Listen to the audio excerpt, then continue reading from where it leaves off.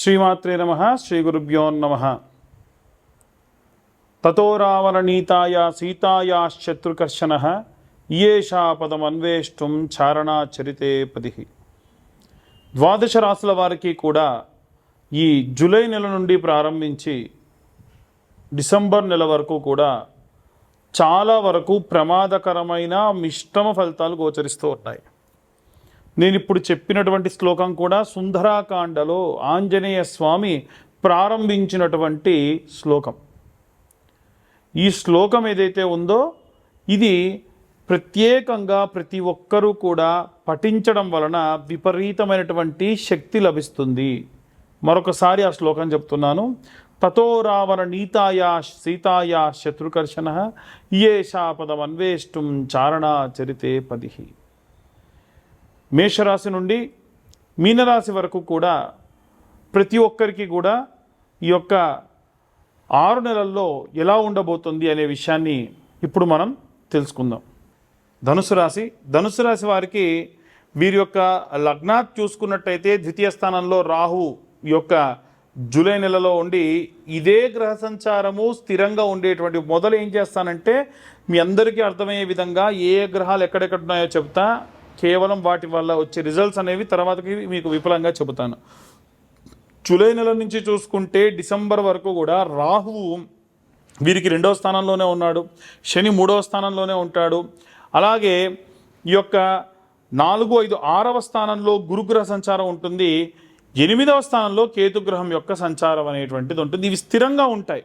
ఇక మారేటువంటి వారు ఎవరు అని అంటే వీరి యొక్క ధనుస్సు రాశి వారికి లగ్నాత్ 5వ స్థానంలో 6వ స్థానంలో చూసుకుంటే శుక్రుడు ఉన్నాడు. అలాగే ఆగస్టుకి వెళ్ళేసరికి అది కాస్త 7వ స్థానానికి, అలాగే సెప్టెంబర్లో 9వ స్థానానికి, అక్టోబర్కి వెళ్ళేసరికి 10వ స్థానానికి, అలాగే నవంబర్ డిసెంబర్కి వెళ్ళేసరికి ఈ యొక్క ఏకాదశ ద్వాదశ స్థానాలకు వెళ్ళిపోతూ ఉన్నాయి. వీలైనంత వరకు కూడా ఈ యొక్క రాశి వారికి ఈ మొత్తం ఉన్నటువంటి అన్ని 6 నెలల్లో జూలై నుంచి డిసెంబర్ వరకు చూసుకుంటే జూలై నెల నుండి నవంబర్ నెల వరకు కూడా బాగానే ఉంది. కేవలం డిసెంబర్ నెలలో మాత్రమే లగ్నాతు బుధ కుజుల యొక్క కలయిక, 2వ స్థానంలో శుక్రగ్రహం యొక్క కలయిక ఉండడం కాస్త ఇబ్బందిగా ఉంది. మిగిలిన అన్ని ఆస్పెక్ట్స్ కూడా ఒకేలా ఉంటాయి.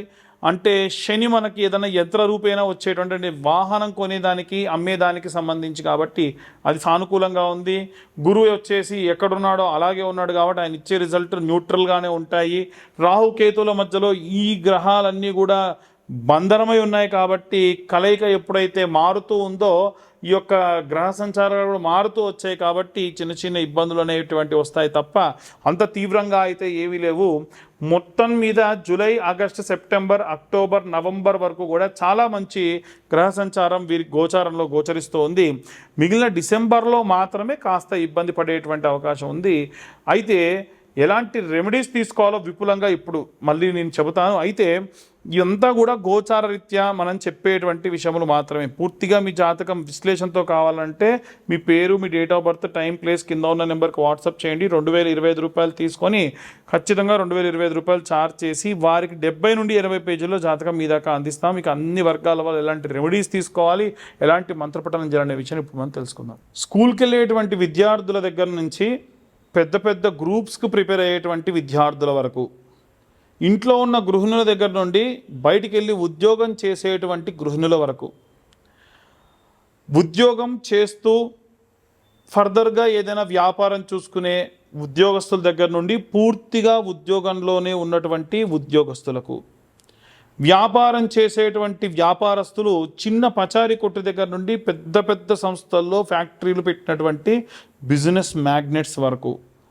పబ్లిక్ పోర్టల్లో ఎప్పుడూ సంచరించేటువంటి సినీ రాజకీయ రంగాల వారు, దాంట్లో చిన్న కార్యకర్త కావచ్చు, పెద్ద లీడర్ కావచ్చు, చిన్న కెమెరామెన్ కావచ్చు, యాంకర్స్ కావచ్చు, సినీ యాక్టర్స్ కావచ్చు, చేతి వృత్తులు, కుల వృత్తులు చేసుకునేటువంటి చిన్నకారు వ్యవస్థలో ఉన్నవారు కావచ్చు, రైతులు కావచ్చు, అలాగే తల్లిదండ్రులు దగ్గర లేకుండా వృద్ధాప్యంలో ఉన్నటువంటి ముసలివారు కావచ్చు, ఈ అన్ని వర్గాల వారు, వివాహం కోసం ఎదురు చూస్తున్నవారు, సంతానం కోసం ఎదురు చూస్తున్నవారు, కోర్టులో వ్యవహారాల్లో బాగా చిక్కుకున్నవారు అందరికీ సంబంధించి రెమెడీస్ గురించి ఇప్పుడు చెప్పడం జరుగుతుంది.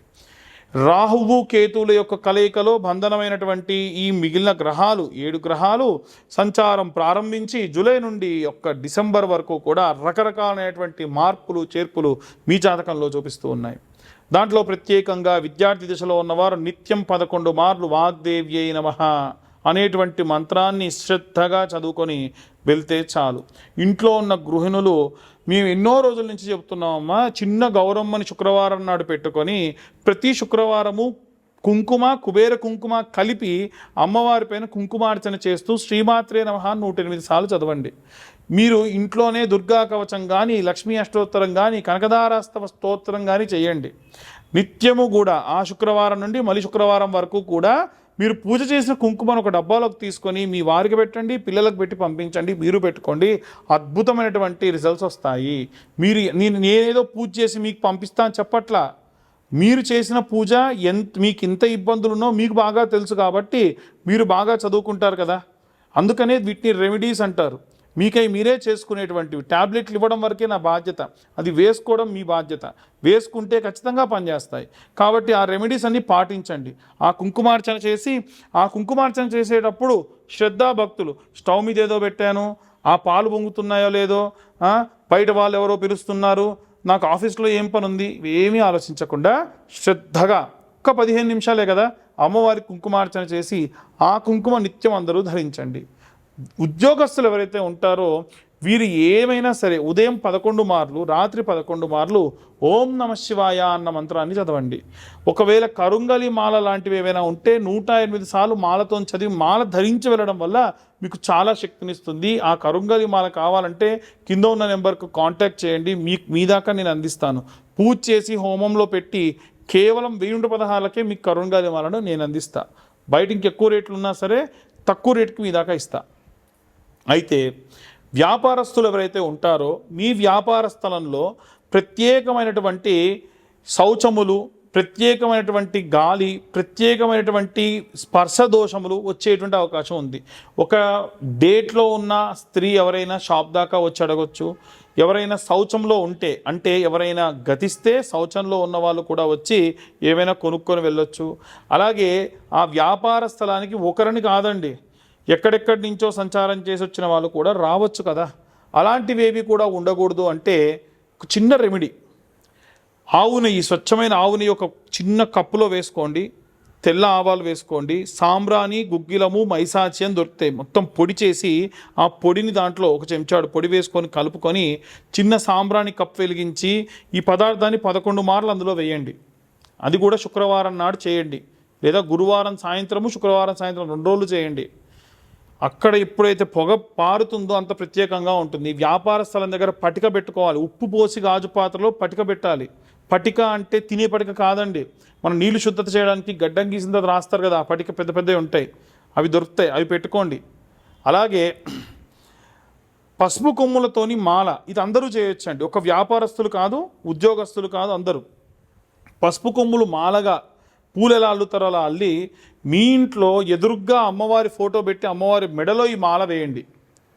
దానివలన ఎంతో ఎంతో ఎంతో నరదృష్టి ఉంటే పోతుంది. ఇవన్నీ ప్రత్యేకంగా చెప్పేటువంటి రెమెడీస్, ఇవి ఆచరిస్తే చాలా మంచిది. అలాగే ప్రతి అమావాస్యకి ఇంట్లో కానీ వ్యాపార స్థలంలో కానీ గుమ్మడికాయ ఆంజనేయ స్వామి దగ్గర, కొత్త గుమ్మడికాయ ఆంజనేయ స్వామి దగ్గర పెట్టి ఆ మరుసటి రోజు దానికి పసుపు రాసి 11 బొట్లు పెట్టి కట్టాలి. చాలామంది చేసే తప్పు ఏంటంటే పాత ఉట్టిలోనే గుమ్మడికాయ పెట్టేస్తూ ఉన్నారు. ఎలా, ఎట్టి పరిస్థితుల్లో అలా చేయకండి. ఎందుకంటే పాత ఉట్టి కుళ్ళిపోయినటువంటి రసం అంటుకొని ఉంటుంది కాబట్టి మళ్ళీ దీనికి అంటుకొని ఆ కొత్త గుమ్మడికాయ కూడా ఖరాబ్ అయ్యేటువంటి అవకాశం ఉంటుంది. కాబట్టి అలా చేయకండి. అలాగే ఎవరైతే ఈ యొక్క కోర్టు కేసులు గొడవల్లో ఉంటారో ప్రతీ నెల సామూహికంగానైనా సరే చండీ హోమాలు జరుగుతూ ఉంటాయి. వీలైతే మీరే చండీ హోమాలు మీ ఇంట్లో చేయించుకోండి. కుదరని పక్షంలో దేవాలయంలో, దుర్గా దేవాలయంలో ఇవాళ రేపు అన్ని చోట్ల చేస్తున్నారండి. కావాలంటే మమ్మల్ని కూడా కాంటాక్ట్ చేయండి. కేవలం 1000 రూపాయల నెలకి చండీ హోమం చేస్తారు, సామూహికంగా చేస్తారు. లేదు మీ దగ్గరలో ఎవరైనా చేసేవారంటే అక్కడైనా చేయించుకోండి, పర్వాలేదు. అదొకటి చేయించడం వల్ల కోర్టు వ్యవహారాలు, గొడవలు, డైవర్స్ కోసం ఇబ్బంది పడుతున్న వాళ్ళు బయటపడతారు. వివాహం కానటువంటి వాళ్ళు ఎవరన్నా ఉంటే గనక కన్యాపాశుపతం అని అబ్బాయిలు చేయాలి అమ్మాయి కోసము, వరపాశుపతం అని అమ్మాయిలు చేయాలి అబ్బాయి కోసం. అలా గనక రుద్రుడికి చక్కెరతో అభిషేకం చేసి హోమం చేయడం వల్ల వివాహం అవుతుంది. కావాలంటే ఈ యొక్క హోమానికి కూడా మమ్మల్ని కాంటాక్ట్ చేయొచ్చు. మీ దగ్గరలో ఉన్న అర్చకులనైనా సరే అడిగి మీరు హోమం చేయించుకోండి. దీన్ని అబ్బాయిలు చేయాలంటే కన్యాపాశుపతం, అమ్మాయిలు చేయాలంటే వరపాశుపతం అంటారు. అలాగే ఎవరికైతే సంతానం లేదో వారు చేయించుకోవాల్సింది ఏంటంటే సంతాన పాశుపతం అని ఉంటుంది, అది చేయించుకోండి. శారీరక దౌర్బల్యము, విపరీతమైన ఆరోగ్య సమస్యలు ఉన్నాయంటే సర్వాంగ పాశుపతము అని పాశుపత హోమాలు ఉంటాయి, అలా చేయించుకోండి. అలాగే ఈ యొక్క 6 నెలలు కూడా మీరందరూ కూడా ఏం చేయండి అంటే ప్రతిరోజు నవగ్రహాల దేవాలయంలో 21 మార్లు క్లాక్ వైజ్ డైరెక్షన్లో అంటే సవ్య దిశలో తిరగండి. 6 సార్లు అపసవ్య దిశలో అంటే యాంటీ క్లాక్ వైజ్ డైరెక్షన్లో 6 సార్లు తిరగండి. ఉన్న నవగ్రహాల్లో 7 గ్రహాలకి క్లాక్ వైజ్ డైరెక్షన్లో ప్రదక్షిణ చేయాలి. మిగిలిన 2 గ్రహాలు రాహుకేతులకు యాంటీ క్లాక్ వైజ్లో చేయాలి. ఇలా చేయడం వల్ల కూడా దోషం పోతుంది.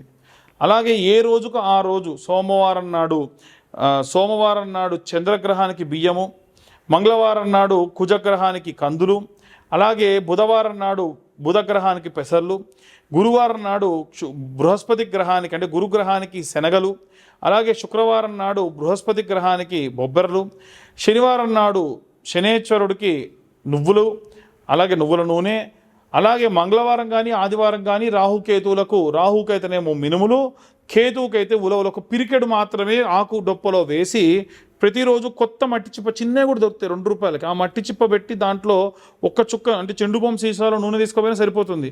తీసుకెళ్ళిపోయి దాంట్లో ఒత్తేసి దీపం పెడితే చాలు. ఈ 6 నెలలు ఇలా చేస్తే ఏ హోమాలు ఏ పూజలు అవసరం లేదండి. కాబట్టి ఇలాంటి రెమెడీస్ చేయడం వలన అందరూ కూడా ఆరోగ్యవంతంగా ఉంటారు, జరిగే ప్రమాదాల నుండి బయటపడతారు.